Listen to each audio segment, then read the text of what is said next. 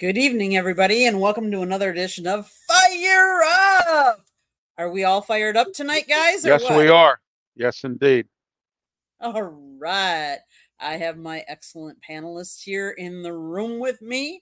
Smoking Jeremy B., how are you tonight? Fan-friggin-tastic. Awesome. And Mr. Ralph, how are you tonight? I'm good, Candy. I'm great. Like I said, I had a great day today looking at wheelchair accessible vans and picked one, and I'm happy as can be because my wife and I, our lives are going to be so much better now. Nice. Well, that's awesome. Great. Well, there's been I would say normally that this time of year is kind of your slower time of year for news, especially in the sports world. But we've had some big things that have happened this week. Like today, history was made.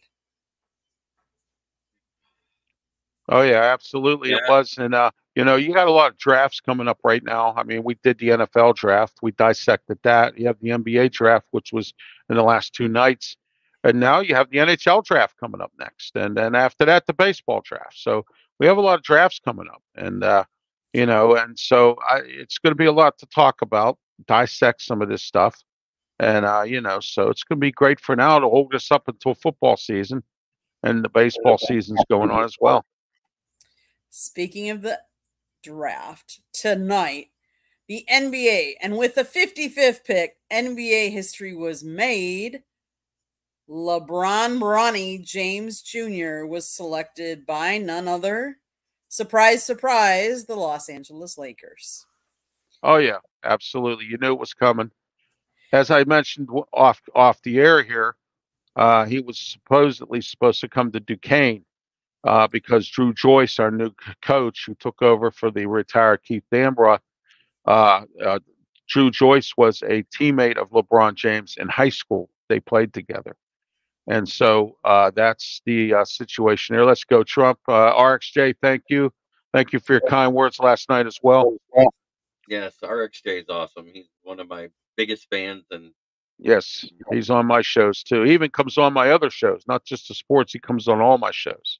That's awesome. That's awesome. I try to at least go in, give a listen and a like. It may not be while it's live because some of your shows run near the times I'm live or when I'm going to work. But I try to do my support that way. Oh, thank you.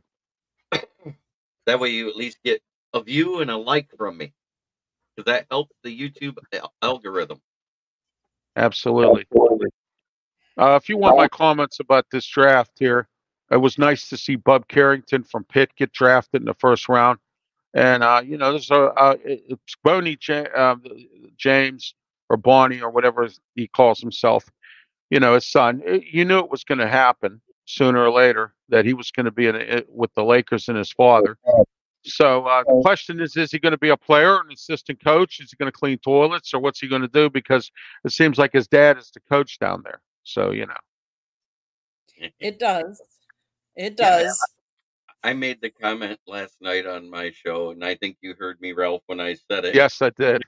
I said, it's so nice that the LA Lakers can afford to pay $8 million a year for an assistant coach, because now LeBron is coaching that team. Yeah, that was funny when you said that about the coach there, the new coach. That's funny as heck. I have to get up to speed on the NBA. I will try to do that this year before they get started. So my question to both of you are, how would you feel if you were playing a sport and your dad wanted you to be on the same team as you?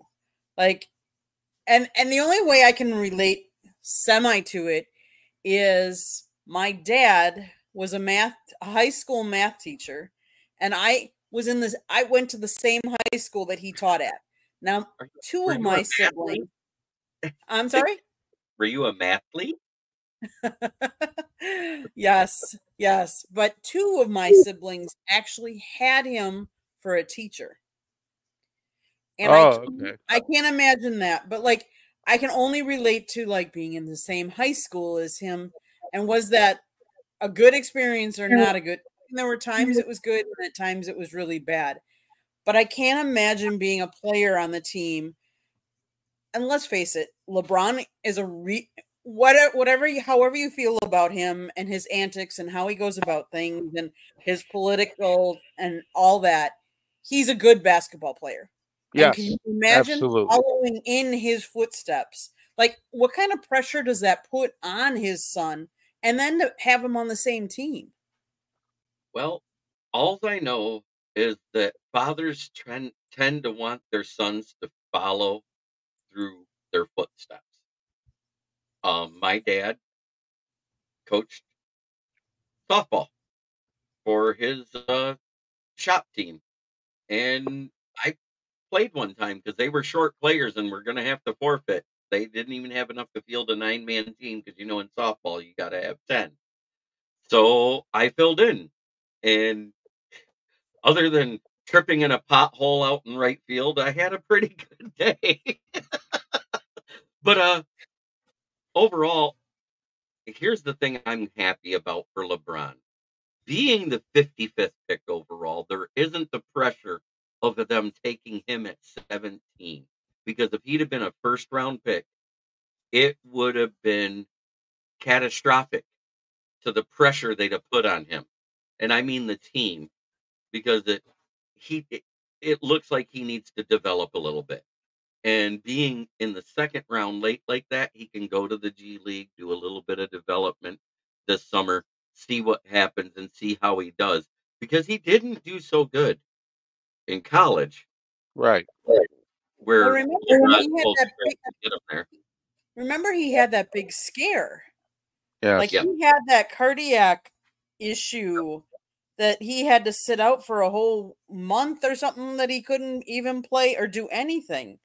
Right. So to kind of come back from, he collapsed on July 25th. He collapsed after suffering cardiac arrest during a USC basketball practice. He was hospitalized and in stable condition before being discharged 3 days later. The health scare set him back what was supposed to be a ramp up to his college season. He wasn't even able to get until late November.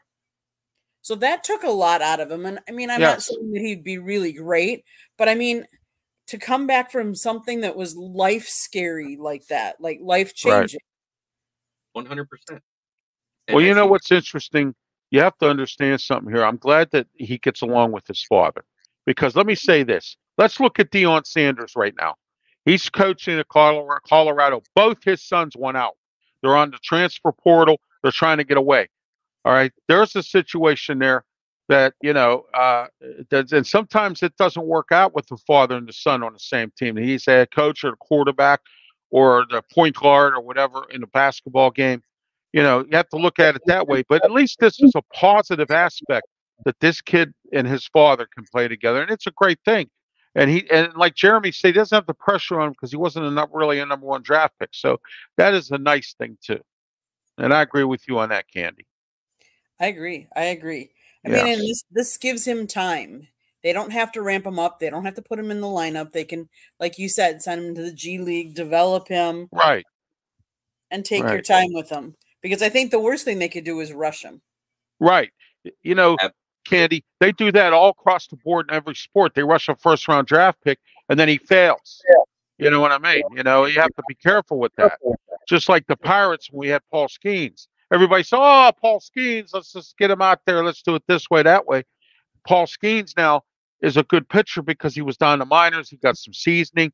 He was able to get some coaching, and now he's here. Okay? Sometimes doing it that way works. Mm-hmm. Sometimes the best thing you can do is sit back and let the chips fall where they lie. As they lie, right. And accept everything you cannot change about it. And there's so many people that cannot do that.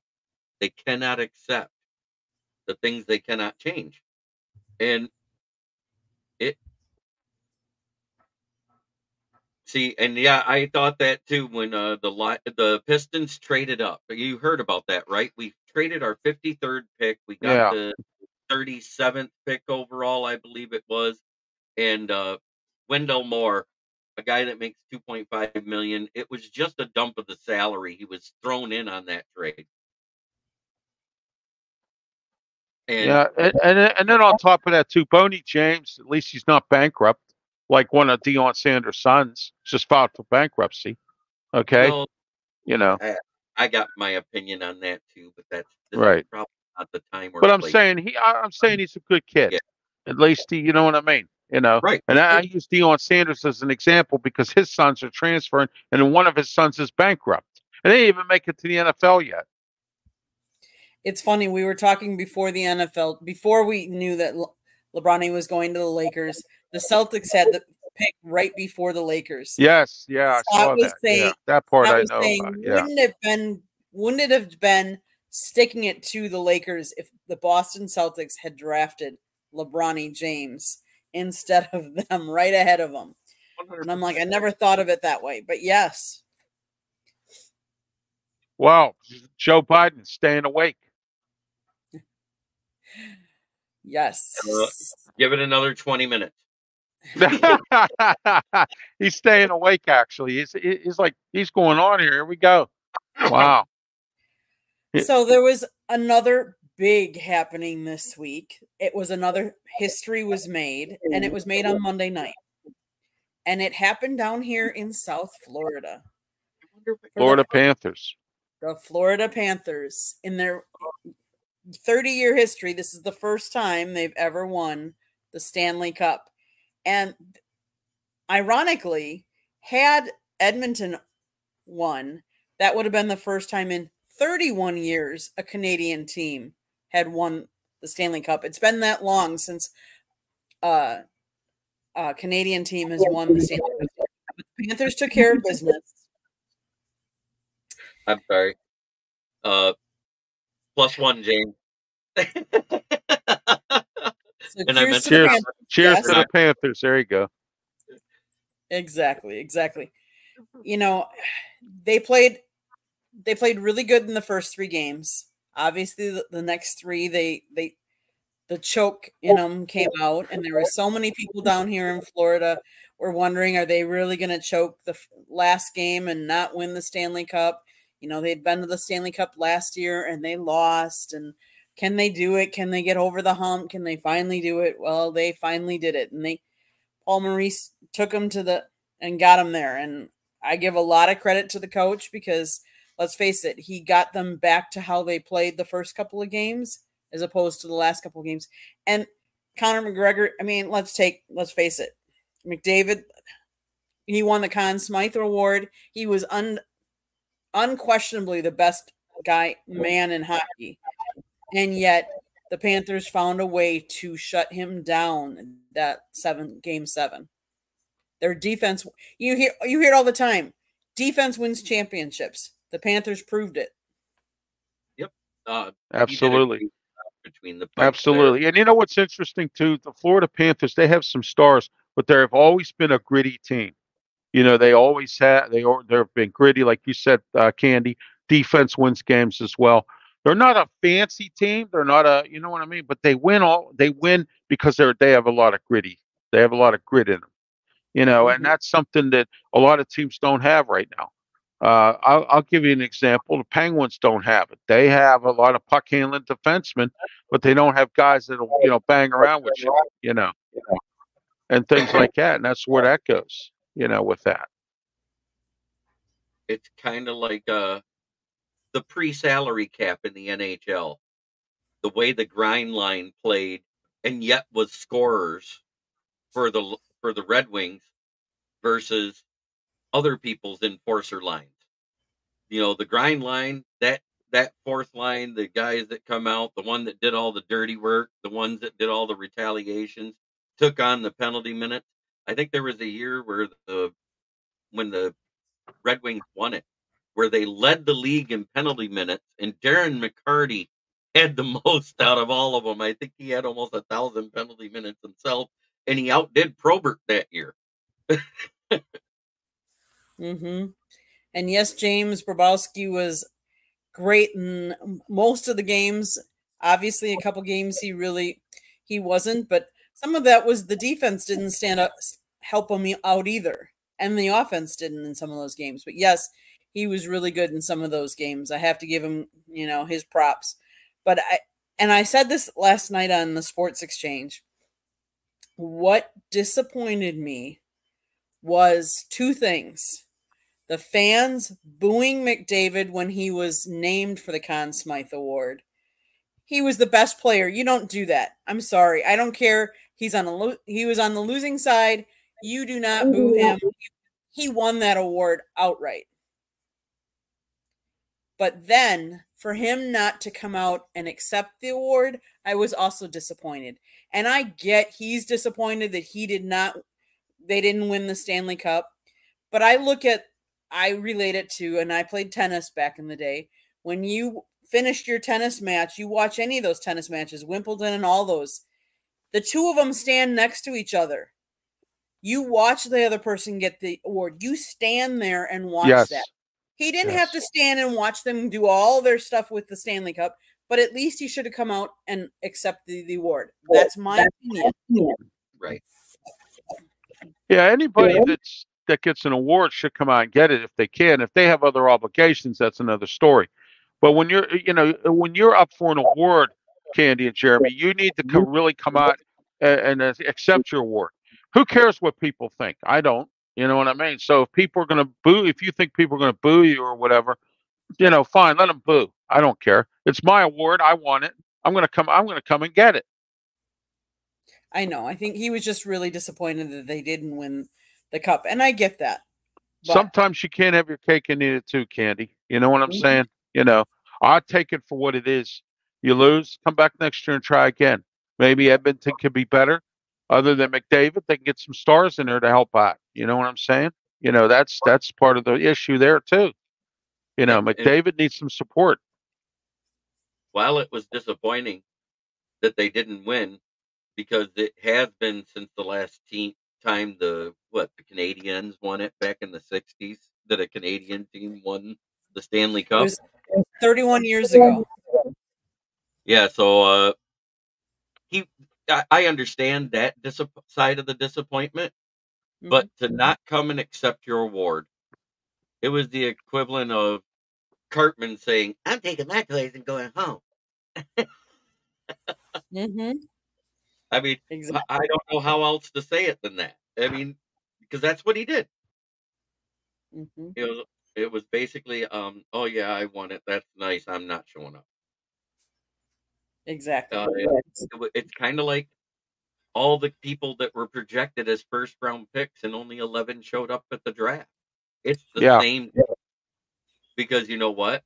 They knew they weren't going to be the number one pick overall. Oh, who cares? Those first pick guys, that's the goal, is to be one of those top 10 guys. And everybody knew. We all said four quarterbacks may go in the top 10, and they did. Exactly. Absolutely. But did all of them go where we expected them to go? That's another story. I liked the fact that I was watching a little bit of the NBA draft, and I know the Bucks took, and I'm going to not remember his name, but he wasn't expected, but he was even there. He wasn't invited to be in the green room, but he was still there. And I think that's cool that you get to experience that, because one of the announcers, and I don't even remember which one, was talking about how when he was drafted, he was watching it from at home, and how he regrets to this day not being there and experiencing it. Right. Yeah, just the experience itself when you go to an event is extremely great. Let me give you an example. Sunday, I was at a wrestling event of independent wrestling in Indiana, Pennsylvania, and it was my friend Bubba Brewer has a wrestling company called Allied Powers Wrestling, and what he did was he invited me and Smoking Jim Frazier and my wife, and we were all there. Okay, and I got to meet AC3. I've never met a professional wrestler from the NWA. And it was a nice event. I've been to draft parties for the NFL, and I've got to meet some celebrities. You saw some of the pics of me with Charlie Batch and Merrill Hodge and stuff like that.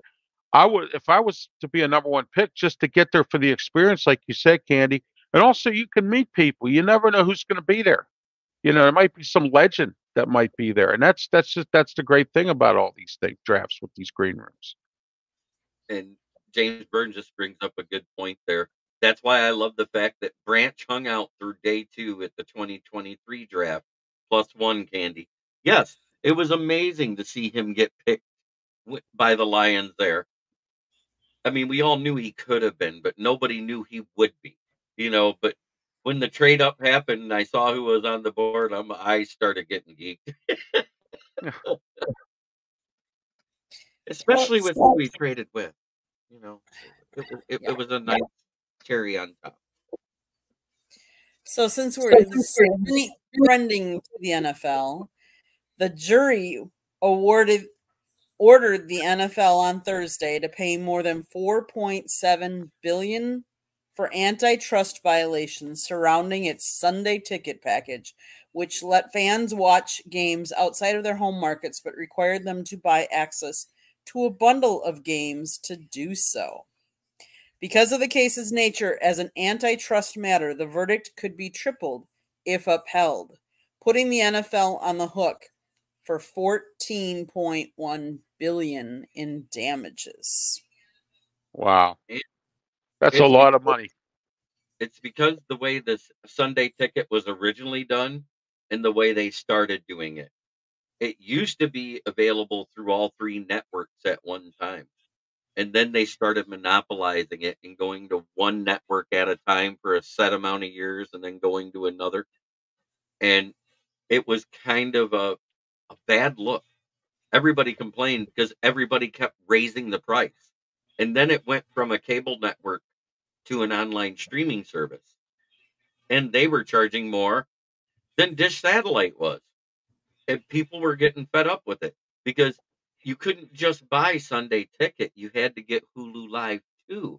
And then that would cost you over $400 for the season to do it all.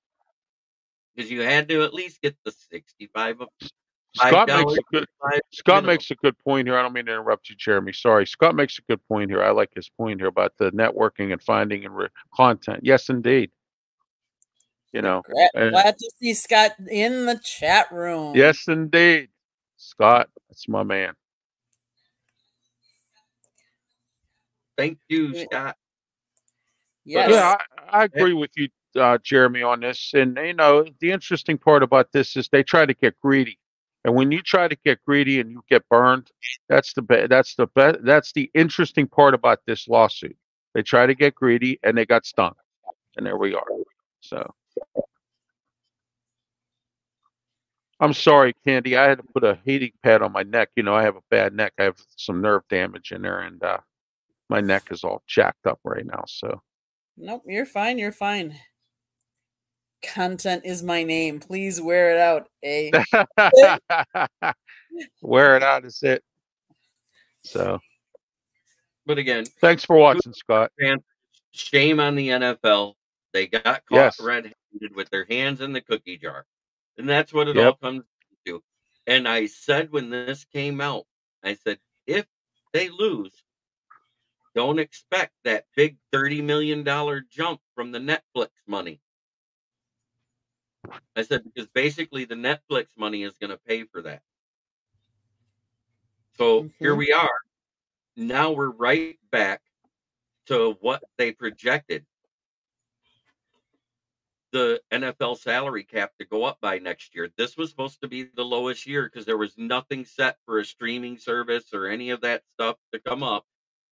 And now we're probably looking at that $9 to $15 million increase again instead of that $20 to $30 million. Right. Exactly. Which it might come back to burn a lot of people who spent a lot of money this year. I'm glad I spent no money on that. Everybody said once that whole thing with Cam Sutton came out and the $12 million came back to Detroit, and then it ended up being $8 million total because there's 4.1 in dead cap, and he's trying to appeal it to get his 10.5 guaranteed money back. And that's all fine and dandy. That's gonna take a year in the courts before that gets done. That's just how that works. It's guaranteed money. Shouldn't they just pay it to him? I mean, he has the contract, right? The day his guaranteed money came out was the day the arrest warrant was made public. Oh, okay. There was wording in the contract that makes that detrimental to his contract, and it could be voided. So he's trying to appeal it. And whether he wins or not, it all depends on the verbiage of the contract he signs. That's all it comes down to, because it's civil court. So that contract is kind of ironclad once you sign it. Right. And if they find it's fine, we're not going to owe them anything. It'll be just that 4.1 dead cap hit, and that's it. So I think it's ironclad because the NFL said, well, yeah, there it is in black and white. You get arrested for domestic violence, you can be cut off the team. So, and I've been trying to tell all of the fans. I like George's comment. There you go.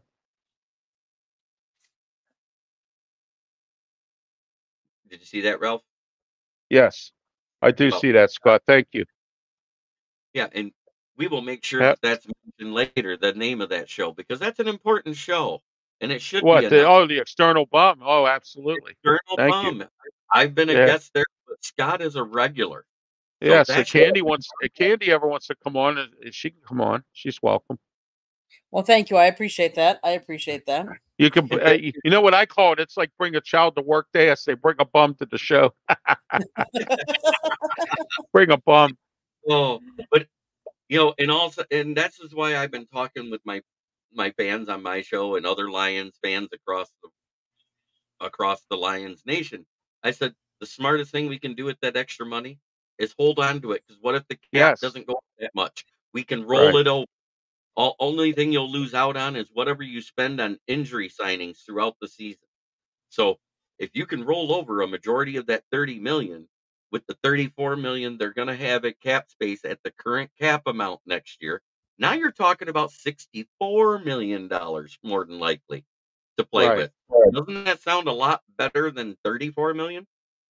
Yes, it does. It's always, when you have a greater amount as usual, it's always a good thing. But like this lawsuit, and we were just talking about, the NFL tried to get greedy in my eyes, and they got burned and they got stung.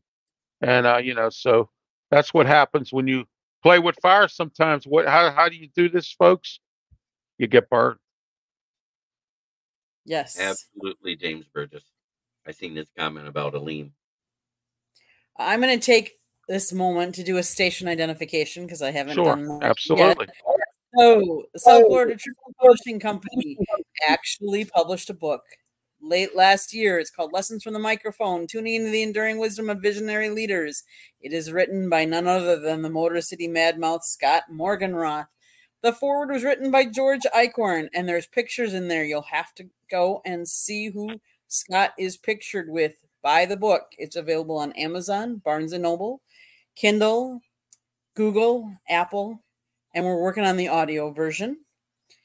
Go to our website, www.southfloridatribune.com, where you can see writings from Jeremy, Scott, George, my pictures. We have transcripts from the Dolphins, the Jags, the Lions, a lot of South Florida colleges. We even have the Florida Panthers. They put out their preseason schedule. That's out on the list. So, the Stanley Cup winners there. Check out our website. We also have a store where you can get some of our merchandise. So a South Florida Tribune hoodie or cap or backpack, go on the store and see what you want to buy. But if you like to listen to our podcast, it's available wherever you find your podcast, iHeartRadio, Google, Apple, Spotify, all those places. If you ever want to sponsor a show, call Scott, 954-304-4941. We do also ask you to go and watch all of the people that are our panelists today. They all have their own YouTube channel or shows as well. If you would go out, watch them. And if you see a red subscribe button right now, I don't know why. That means you have not subscribed to our channel. We have great content. You got to get over there, subscribe. Mondays we talk baseball. Tuesdays we talk football. Wednesdays and Thursdays are up in the air. We do all kinds of different sports. You just never know what we're going to throw in, sprinkle in. Hey, I'm trying to get the female cornhole champion on my show. Her name's Courtney. Yeah. There you go. That's awesome. And Tuesday nights, you can watch, if you like to listen to all females talking sports. I am on a girls show called Chicks and Salsa. Tuesday nights at 7:30, you got to watch. I have. Anyways, any other topics you guys want to come to, or we'll go to my town? We can go to my town. Okay, let's see. Well, Scott's saying, I call the External Bum Show as my way of going ballistic and living up to my Motor City Madmouth reputation. He definitely does that. Yes. You know what's yes. interesting? We have a guy in town here on Bethel Park TV. His name is Al Levine, the Talking Machine. So today I was talking to the sales guy, but my mom goes, my son, he can really talk away. I said, no, Mom, you know Al Levine from when he was at our wedding, and he talks more than I do. And I've never had anybody in my life ever talk more than I do except him. So wow. Okay. Yeah, that's why they call him the Talking Machine. They call me the Booking Machine because I book a lot of good guests on my shows. Awesome. So let's transfer over to my town. Jeremy, why don't you start with my town? Well, we all know that the Tigers of late have had a problem with putting up crooked numbers more than 1 or 2 innings a game, and it's usually in the 7th, 8th, or 9th inning. The league average right now is 245. And for the first 6 innings, they're batting about 229. And for the last 3 innings, they're batting the league average of 245, which is why they are languishing just below 500 right now.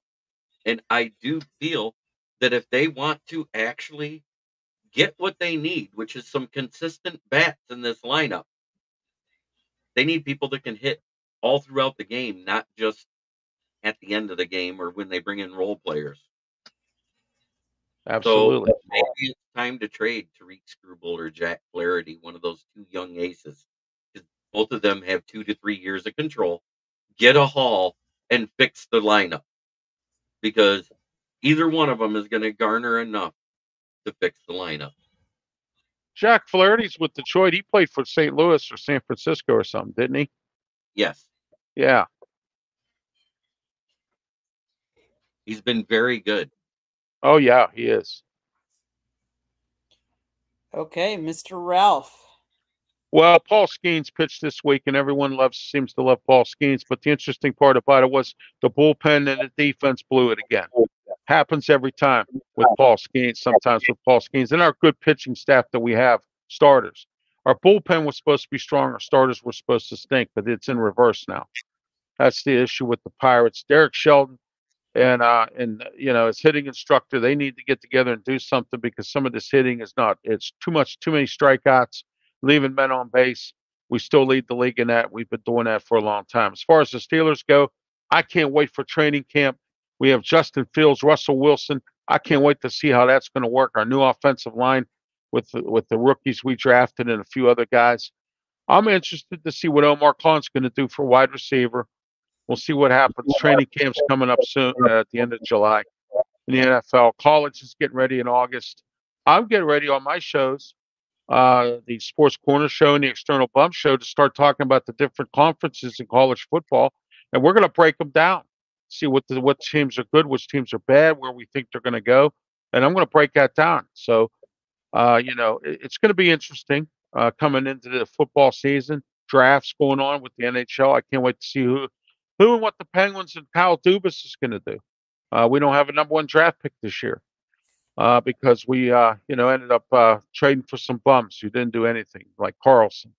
So, But anyway, that's my town, and our mayor and our town has to go.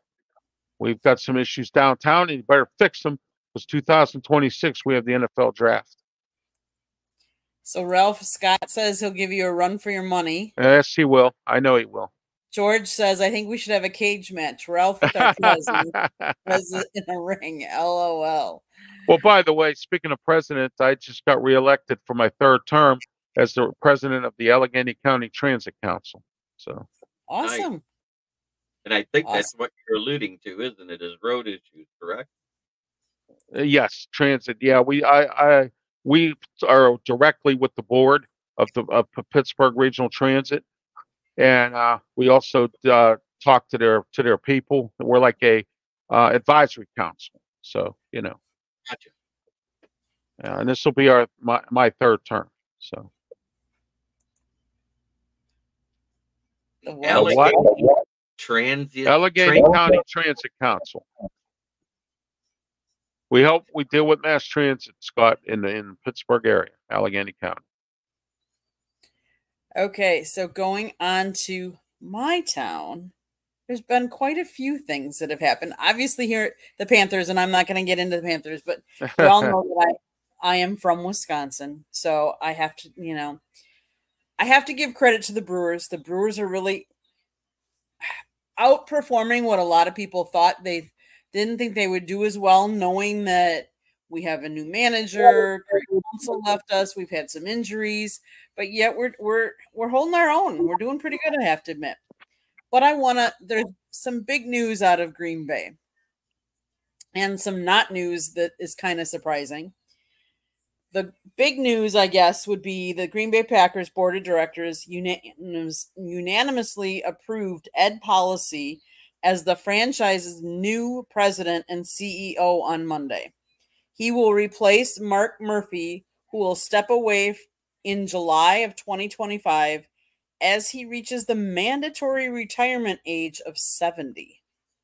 So this 53-year-old has been with the Packers for 13 years and has served as chief operating officer for the last 7. He'll be the 12th president in franchise history. The spot where we haven't made any news is Jordan Love's contract extension. And everybody says he's now waiting because he holds all the cards, because he thinks the Packers are going to have to pay him whatever. And let's face it, they pretty much are, because they don't have a backup to him. And look at how much money so many of the quarterbacks have gotten.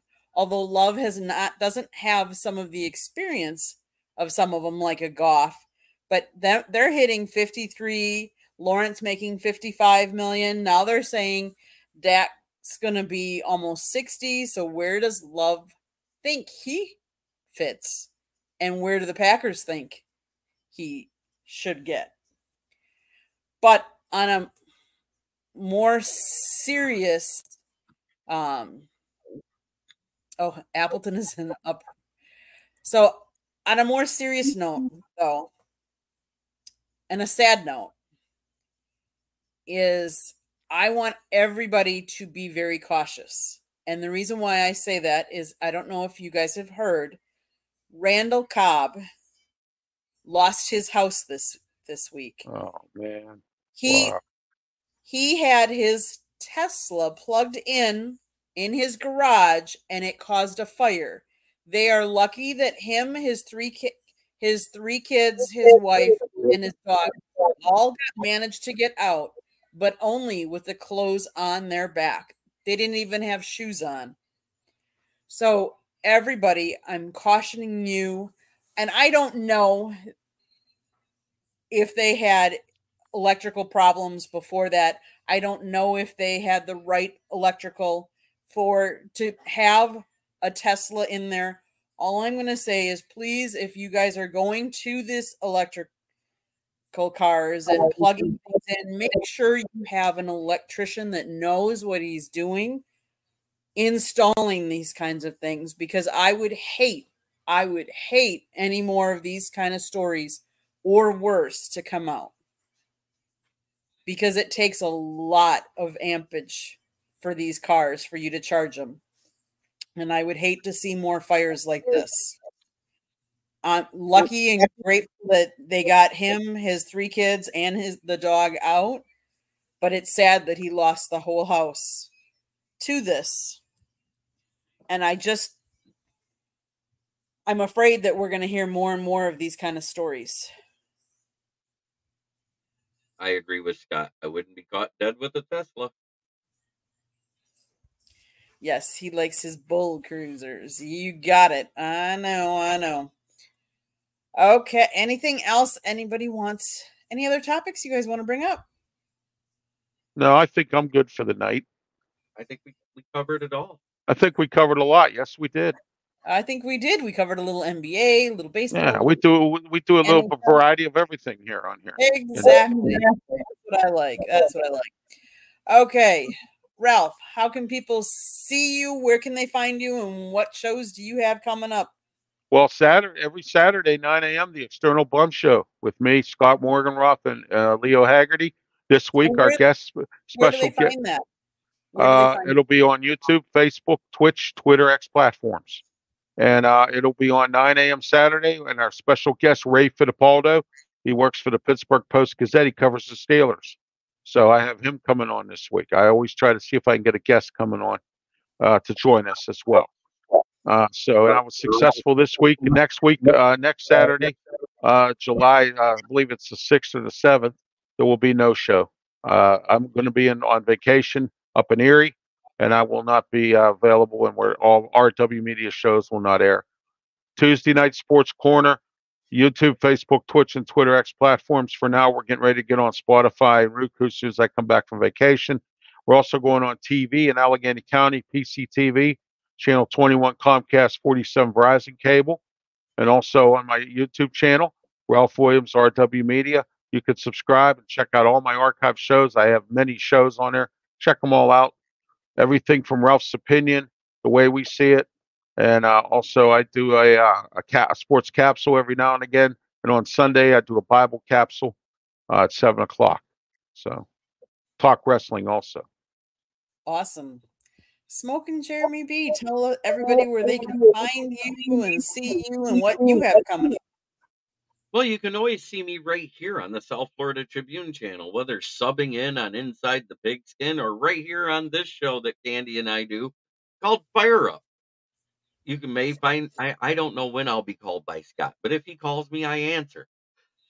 But at the same time, you can also find my writings on the SouthFloridaTribune.com underneath the Motor City Tribune heading. And last but not least,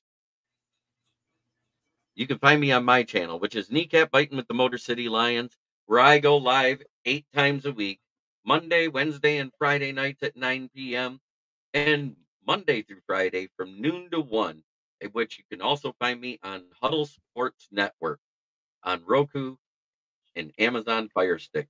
I go live into YouTube, Facebook, Roku, Amazon, and Twitter. Awesome. On Instagram if you just want to follow me. So this episode of Fire Up has been sponsored by the South Florida Tribune Publishing Company, which published a book in November, Lessons from the Microphone, Tuning into the Enduring Wisdom of Visionary Leaders. It was written by none other than the Motor City Madmouth, Scott Morganroth. It talks about his 40-plus years in the media and how it's changed those years.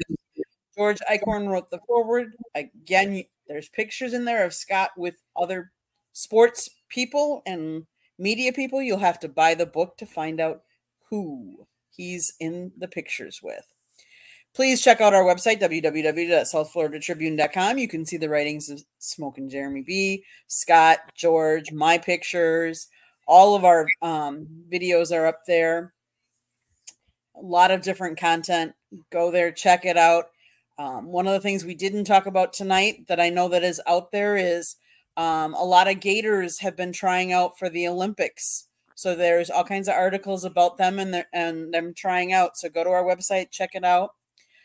If you like to listen to podcasts, wherever you get your podcasts, iHeartRadio, Google, Apple, we're there. If you want to sponsor a show, call Scott 954-304-4941. You can always email us at southfloridatribune@gmail.com. I will say next week we will not have a show because it is July 4th. Right. We want all of you to celebrate the 4th and the meaning of the 4th and what it all means, the independence that we have. But we'll be back in 2 weeks.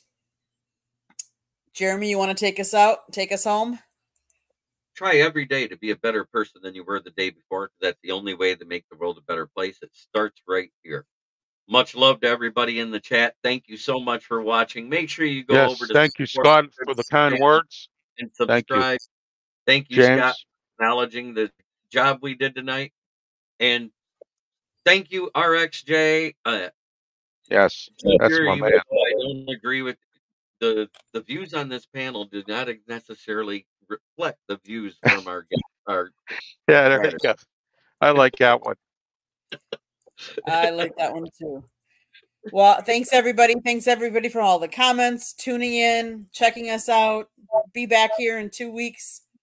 You never know what we'll be talking about then. That's it. Have a great 4th, everybody, and Have thank you. Have a great holiday and have a good one and be safe, please. Happy birthday, America.